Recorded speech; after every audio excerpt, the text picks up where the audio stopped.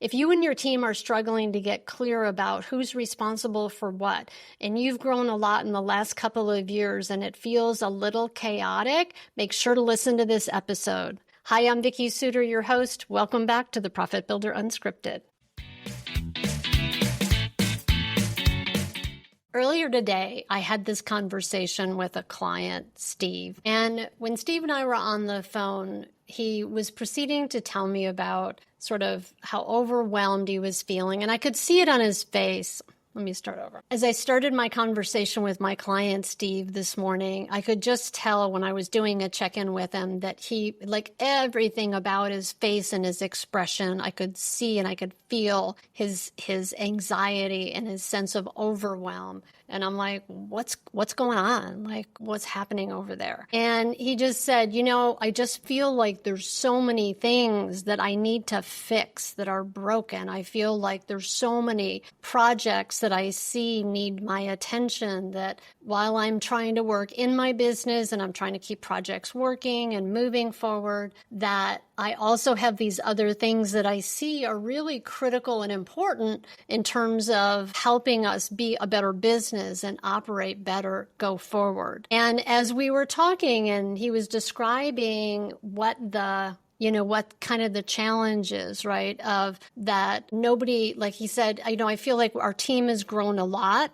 and people are not clear about who's doing what part of a project. Like there's one person, who's doing a project and they're doing, the client contract and the client meetings, but somebody else is doing the job costing and looking at the job cost for that job. And somebody else is, talking with the foreman about the production side of the job. And he just said, it feels really chaotic that we're just not really clear about what each of us is responsible for, and that I'm struggling with how to actually affect a change. And I'm recording this for you because I thought this, I've seen this before. This is not the first time that I've experienced people having the struggle in their business. And I think that happens a lot. Like you maybe can relate to this too, like Steve, here's Steve, and his business grew from like 2 million last year to doing 5 million this year. And there's more pieces, there's more things going on, and he's got more people. And as he grew his team, he didn't necessarily stop and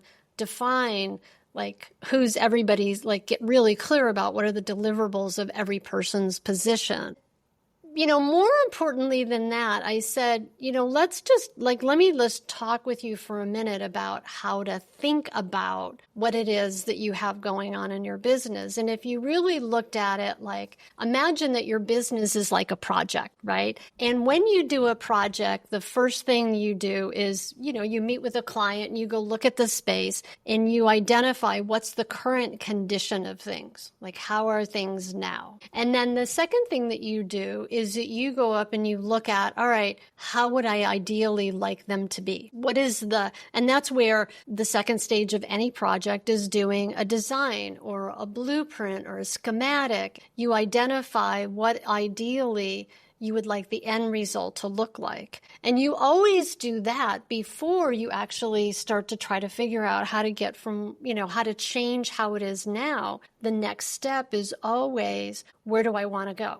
And then the third step is how to figure out how you want to get there. So I said, let's begin with, how would you ideally like it to be? What would the structure of your organization look like if you knew everybody's role? And I said, let's just look at your organizational chart. And let's look at, all right, what are the roles within the business that I need for a business that's $5 million?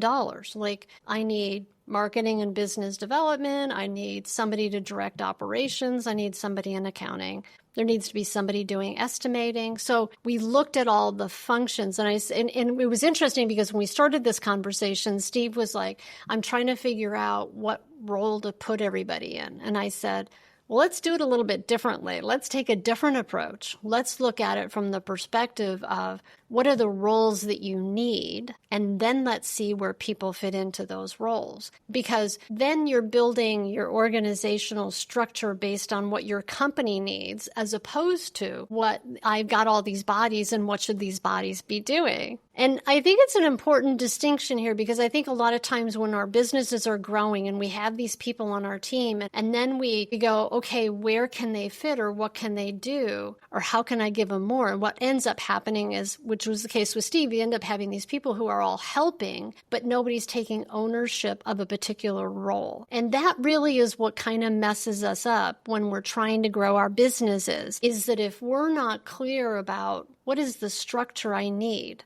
what are the roles that I need to support how I'm growing my business and what my business needs now and in the soon future, right? It could change 2 years from now, but even for the next year, what are the roles that he needs, right? And so that was the first thing that we worked on, is looking at let's take names out of the equation altogether, but let's look at what is the organizational chart that you need to have in place, and what are all those roles and functions. And so it's a general contractor, and so they need project managers, they need foremen running jobs, on site, they need carpenters and laborers, and then they need somebody to do they need estimating done, they need to do sales and marketing in order to keep the phone ringing, and they need somebody to do accounting. So we started to draw out that organizational chart. And by the way, down below, I'm also giving you a sample of an organizational chart. And I'm going to give you a link to a course that I have called Build Your Dream Team that can really help you dig into how to do this in your business and how to figure out what are the roles that you need,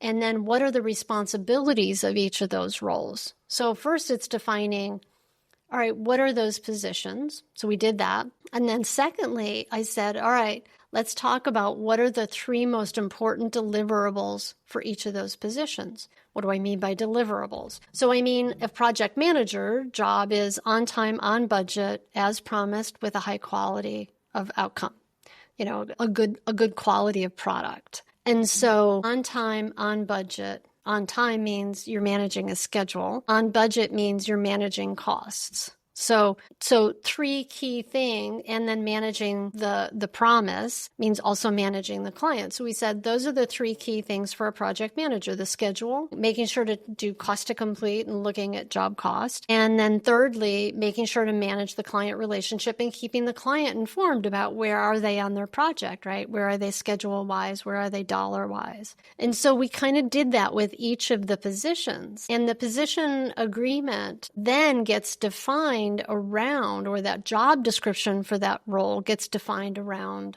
what are those key deliverables? And when we got finished identifying all those positions, then we went through and I said, now let's put the names in there.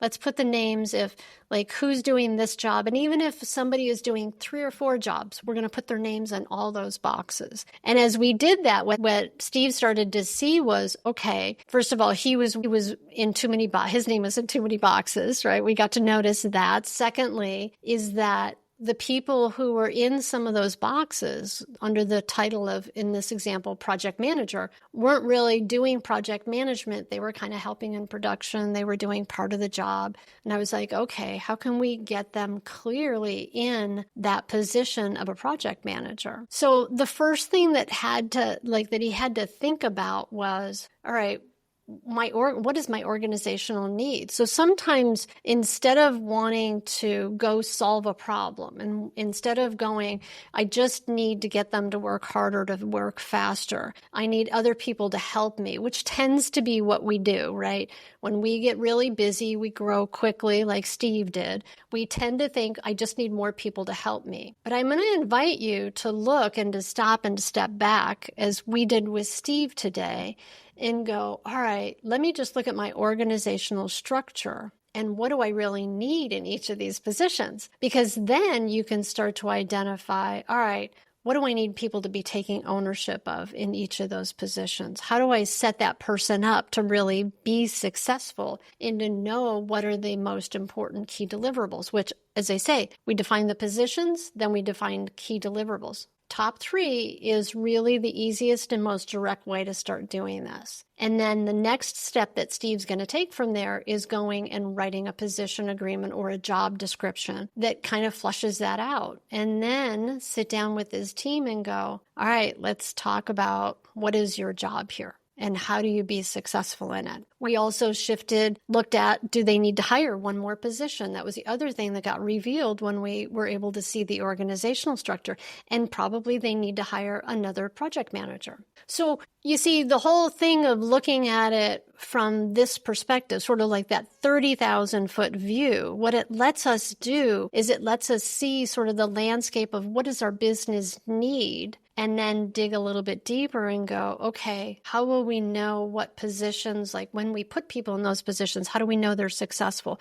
What are those key deliverables for each of those positions? Doing that will help. And what was great is by the end of the conversation, Steve was like, I'm super clear now what I need to do. And I said, so here's the thing that you have to realize is that, and you probably already know this, like when we're doing change in our business, when we're going from like this chaotic state or where things are not completely clear to having more clarity about what are the roles, what are the positions, what are we, asking people to do while you're looking to put that change into place. It's a little bit like going through the eye of a needle. I said, here's the thing, you're going to experience it as being a little bit more chaotic before it's going to get worse before it gets better. And realizing that helps us, and, even getting back to Steve's original point, which is I'm trying to make change happen, but it's like, I don't know how I find the time. Well, first of all, you don't try to do it on your own, right? But I said, when you have that clarity, right, you looked at 30,000 feet about what you really need. Just like on a project, you start with the end in mind before you start trying to build it. Said when you're clear about that, having that clarity will help you be able to communicate about it better with your team.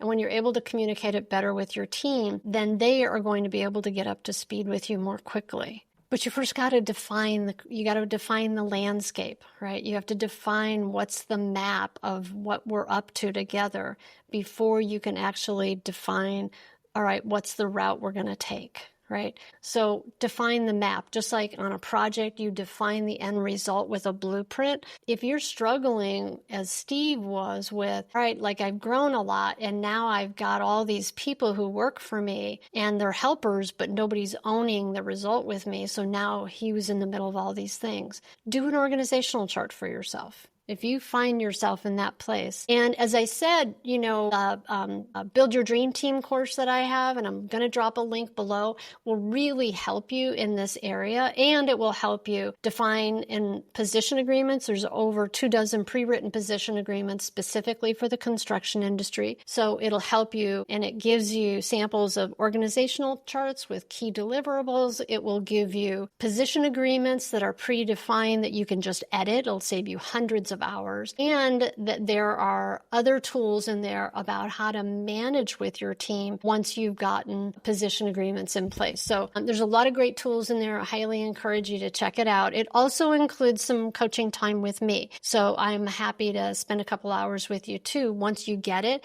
to help you really implement it for your company and your business specifically based on where you're at right now. All right. Again, just a reminder, organizational chart, really helpful to get you clear about what it is that your structure in your business needs in order to be most successful in helping you and your team be able to grow with the business and be able to be successful in each of the positions within your business. All right. Thank you for being here. Thanks for being part of this community. If you have comment, feel free to drop a note below. Please make sure to subscribe. If you're finding these videos to be helpful, make sure to subscribe to my channel. And if you want to share it, I would love that. All right. Thanks for being part of this community, and I look forward to seeing you next time on the Profit Builder Unscripted.